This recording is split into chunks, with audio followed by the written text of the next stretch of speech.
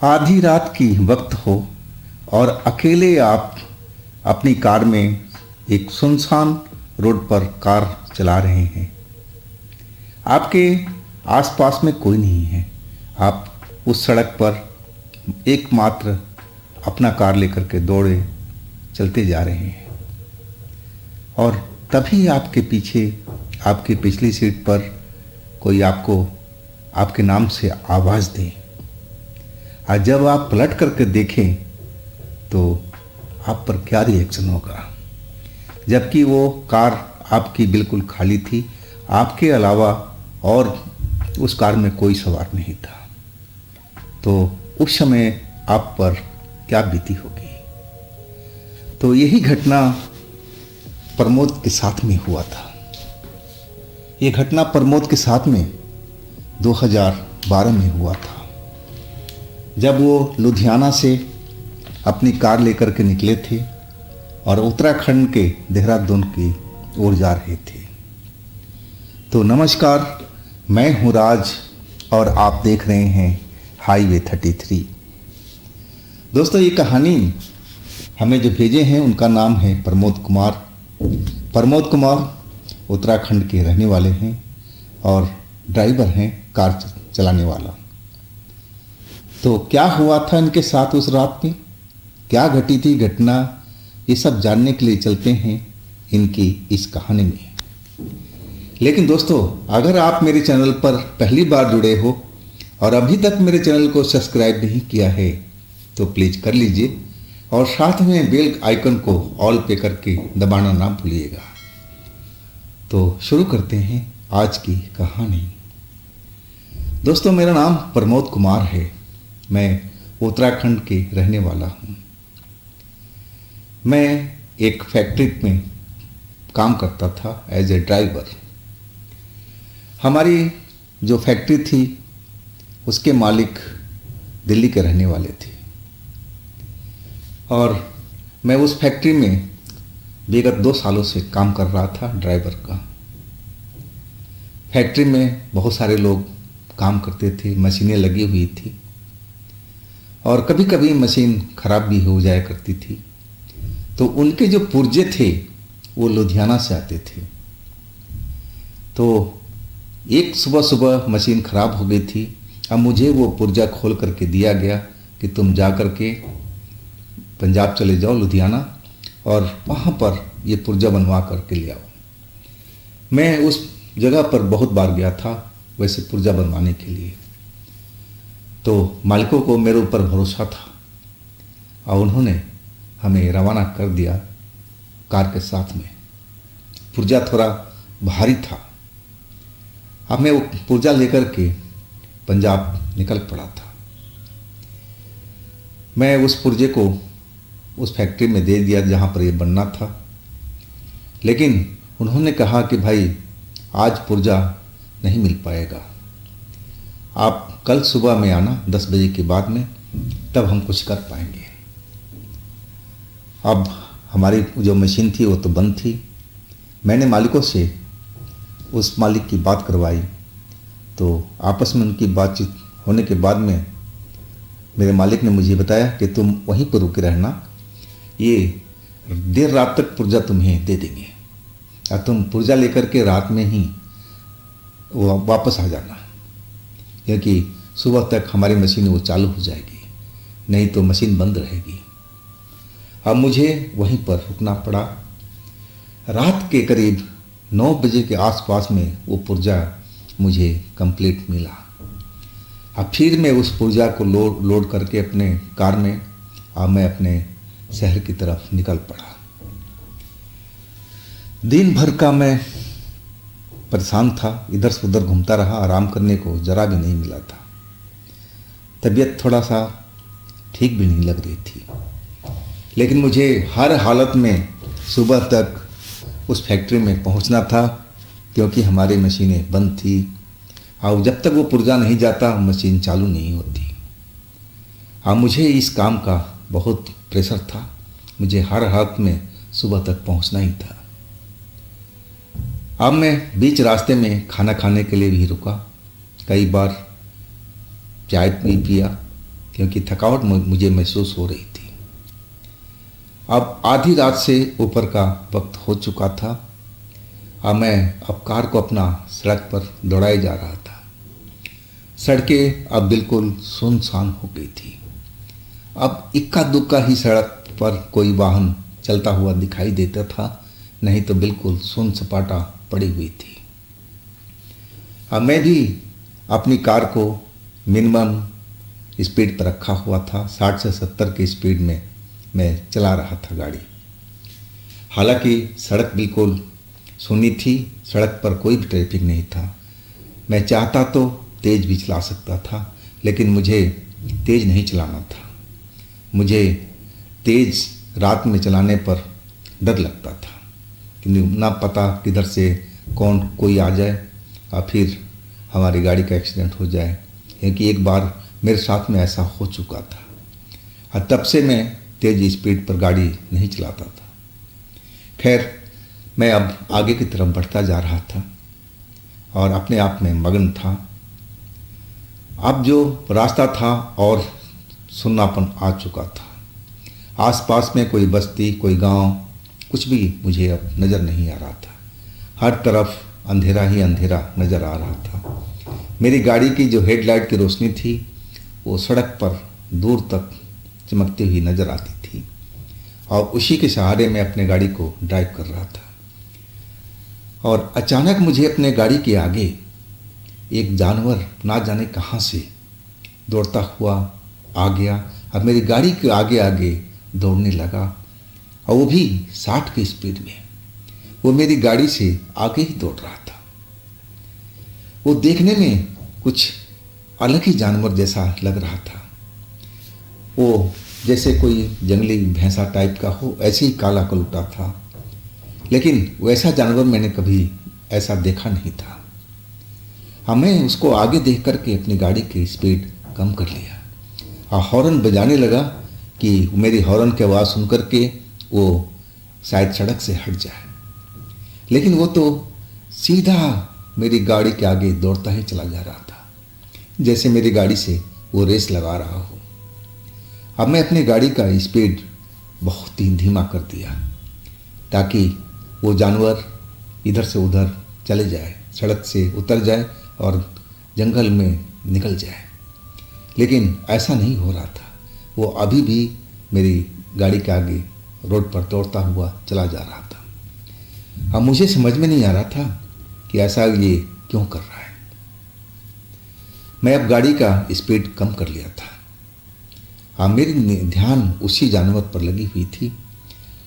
जानवर मुझे पहचान में नहीं आ रहा था कि ये भैंस है या कुछ और है, मुझे कुछ ज़्यादा पता नहीं चल रहा था। और तभी मेरी गाड़ी के पीछे से आवाज़ आई, अपनी स्पीड तो बढ़ा लो, थोड़ी और तेज कर लो। वो आवाज़ एक लड़की की थी जो हमारी पिछली सीट से आई थी। और जैसे ही आवाज़ सुनाई पड़ी, मैं पीछे मुड़ कर के देखा तो बस मैं देखता ही रह गया था। पिछली सीट पर एक सुंदर सी लड़की बैठी हुई और मेरी तरफ देख करके मुस्कुरा रही थी। और ये लड़की हमारी कार में कैसे आ गई? अब तो मेरी डर के मारे बुरा हाल हो गया था और मैं अपने गाड़ी का ब्रेक लगा दिया। जैसे ही ब्रेक लगाया, वो लड़की हंसने लगी और कहने लगी, अरे तूने ब्रेक क्यों लगाया? गाड़ी दौड़ाओ ना। वो देखो, वो जानवर आगे तक निकल गया, हमें उसको पीछा करना है, तुम चलो सही, उसके पीछे चलो। अब मैं क्या बताऊं कि मेरी हालत क्या हुई थी उस वक्त में। ये कि मेरी गाड़ी के अंदर में ये लड़की कहाँ से आ गई? ये कौन है लड़की? क्यों उस जानवर के पीछे गाड़ी दौड़ाने के लिए बोल रही है? मुझे कुछ भी समझ में नहीं आ रहा था। मेरा बदन तो डर के मारे कांप रहा था। सूखे पत्ते की तरह मेरा बदन थर थर थर थर कांप रहा था। और लड़की बार बार कह रही थी कि तुम गाड़ी चलाओ ना, देखो कितना दूर निकल गया, उसका हमें पीछा करना, उसे पकड़ना है, तुम चलो सही, तुम अपनी गाड़ी क्यों रोके हो? लेकिन मैं तो बिल्कुल अब गाड़ी नहीं बढ़ा रहा था। मेरे तो जैसे हाथ कांप रहे थे पैर भी कांप रहा था। मैं लग रहा था कि मैं अपना कंट्रोल खोता जा रहा हूँ।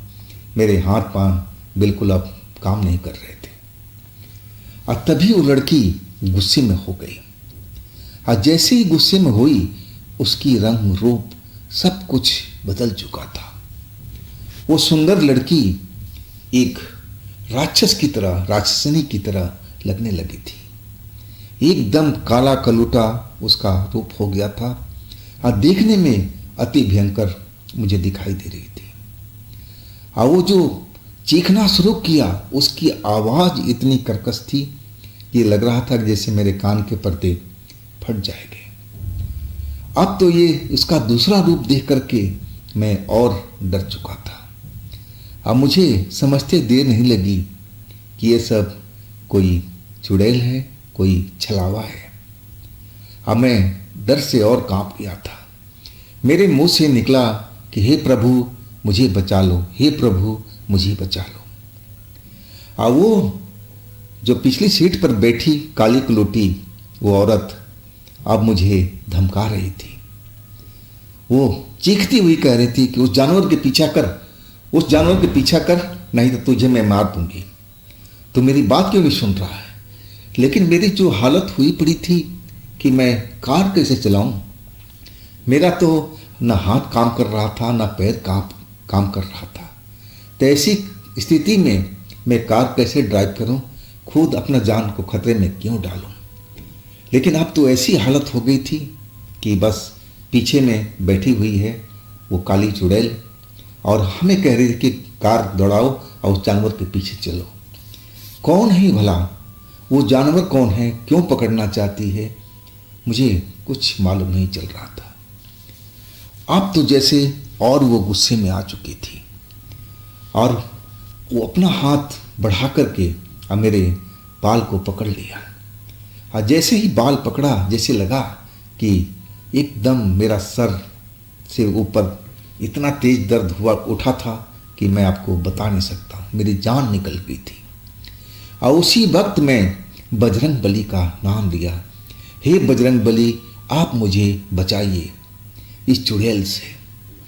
और मैं लगातार अब बजरंग बली का नाम लेना शुरू कर दिया था। और उसी वक्त में जैसे ही मैं बजरंग बली का नाम जपना शुरू किया और वो चुड़ैल मुझे छोड़ दिया, मेरे बालों का छोड़ दिया। लेकिन दर्द मुझे अभी भी हो रहा था। वो इतनी तेजी से मेरे बालों को खींचा था कि मेरे सर में भयंकर दर्द उखड़ गया था। अब वो चुड़ैल मेरा बाल तो छोड़ दिया था, अब फिर वो उसी बन गई थी जैसे मैं पहले देखा था। उसकी काली सूरत, वो शैतानी वाली पूरा वेशभूषा उसका पूरा बदल चुका था। अब एक सुंदर लड़की का रूप धारण कर लिया था जैसे मैं पहली बार देखा था। अब वो अपनी मीठी आवाज में कहने लगी, आप कार को दौड़ाओ ना, आगे दौड़ाओ ना, आप चलो ना यहाँ से, जैसे वो मेरे से प्रार्थना कर रही हो। लेकिन मैं अब समझ चुका था कि ये तो चुड़ैल है, ये कोई आम लड़की नहीं हो सकती। हालांकि वो मुझे लुभाने की बहुत कोशिश कर रही थी। वो चाह रही थी कि मैं बजरंग बली का नाम लेना बंद कर दूं और उसके साथ में बैठूं, उसके साथ में बातें करूं, जैसे मुझे वो लुभाना शुरू कर दिया था। लेकिन मैं उसके सुंदरता के जाल में बिल्कुल नहीं पड़ा था। मैं समझ गया था कि ये सुंदरता इसकी एक छलावा है। आज जैसे ही मैं बजरंग बली का नाम लेना बंद करूंगा, ये चुड़ैल मुझे पकड़ लेगी और इस बार में ये मुझे नहीं छोड़ने वाली है। ये अपना बदला जरूर लेगी। और वही मैं लगातार बजरंग बली का नाम लेता रहा और आखिरकार वो चुड़ैल फिर गुस्से में हो गई थी। और जैसे ही गुस्से में हुई वो फिर काले रंग में बदल गई थी जैसे मैं दूसरी बार देखा था। और उसके बाद जैसे वो हवा में गायब हो गई हो। अब मेरे कार में कोई नजर नहीं आ रहा था।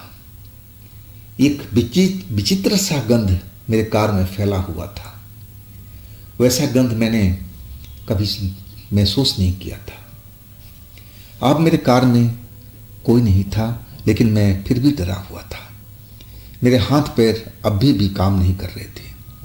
अब मैं रोड के आगे में देखने लगा कि वो जानवर कहाँ गया, तो वो जानवर भी अब मुझे दिखाई नहीं दे रहा था। हालांकि आगे अब गहरा अंधेरा दिखाई दे रहा था, शायद कहीं अंधेरे में वो कहीं निकल गया हो। लेकिन मुझे इतना डर अभी भी लग रहा था, जैसे मुझे लग रहा था कि वो चुड़ैल मेरे आसपास ही है, और जैसे मैं बजरंगबली का नाम लेना बंद करूँगा वो मुझ पर फिर हमला कर देगी और फिर मैं बच नहीं पाऊँगा। लेकिन मेरी जो पोजीशन थी कि मैं अपना गाड़ी चला नहीं पा रहा था। अब ऐसा करते करते काफ़ी टाइम बीत चुका था। मैं बाहर भी देखता था कि कहीं वो चुड़ैल आसपास में तो नहीं है, लेकिन मुझे दिखाई नहीं दे रही थी। हर तरफ सन्नाटा पसरा हुआ था और संजोग से वो उस खाली रोड पर एक ट्रक वाला मेरे पीछे आकर के और हॉर्न बजाने लगा और कि रास्ता छोड़ो, मुझे आगे निकलना है। और वही मेरे लिए वरदान साबित हुआ था। लेकिन मेरी गाड़ी बीचों बीच सड़क पर थी और जब तक मेरी गाड़ी हटती नहीं पीछे से ट्रक निकल नहीं पाता। और वो हॉर्न पर हॉर्न दिए जा रहा था, लेकिन मैं टस से मस नहीं हो रहा था अपनी गाड़ी लेकर के। आखिरकार उस ट्रक ड्राइवर को उतर के आना पड़ा।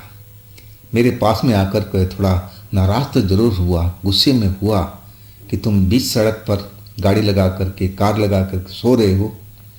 और तब मैंने उसको बताना शुरू किया कि मेरे साथ में अभी अभी क्या हुआ है।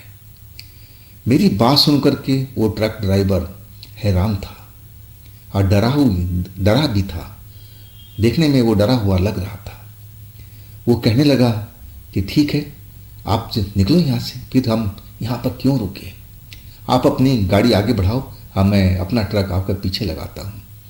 और थोड़ी दूर पर चल करके एक होटल है और आप वहाँ पर गाड़ी लगा करके आराम कर लेना, मैं भी वहीं पर रुकूंगा। अब हमारा साथ एक ट्रक वाले का मिल चुका था। वो नेक शरीफ आदमी था।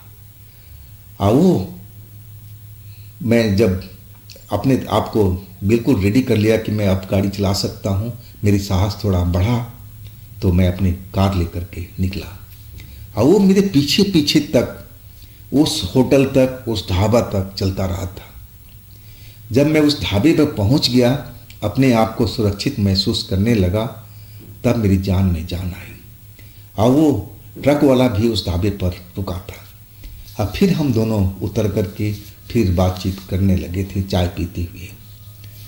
मैं उससे पूछने लगा कि भाई आप लोग तो रात दिन चलते रहते हो इस रोड पर, क्या आपके साथ में भी ऐसी कोई घटना हुई है?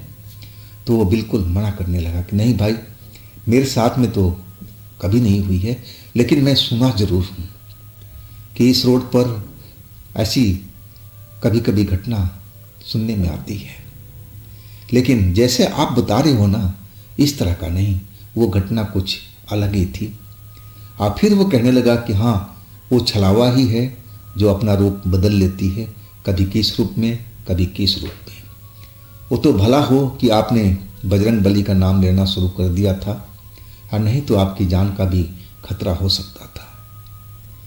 तो दोस्तों, उस रात को जो मैं महसूस किया था, जो मेरे साथ में हुआ था, मैं आज तक भूल नहीं पाता हूँ। हालांकि मैं वो मशीनरी का सामान टाइम पर पहुंचा दिया था अपनी फैक्ट्री में, लेकिन उसके बाद से मेरी हिम्मत नहीं थी कि उस सड़क पर रात के टाइम में मैं अकेला निकल जाऊं। तो दोस्तों, ये थी कहानी प्रमोद कुमार जी का। अगर आपके पास भी ऐसी कोई घटना है जो आप मुझे बताना चाहते हैं, तो आप मुझे इंस्टाग्राम पर या मेरे व्हाट्सएप नंबर पर शेयर कर सकते हैं। और हाँ दोस्तों, ये भी चैनल आप ही का है, तो थोड़ा प्यार इधर भी दीजिए, लाइक कीजिए, सब्सक्राइब कीजिए, शेयर कीजिए। और फिर हम मिलते हैं अगले रोज़ एक नई तरह की कहानी में। आप अपना बहुत ख्याल रखिएगा। नमस्कार।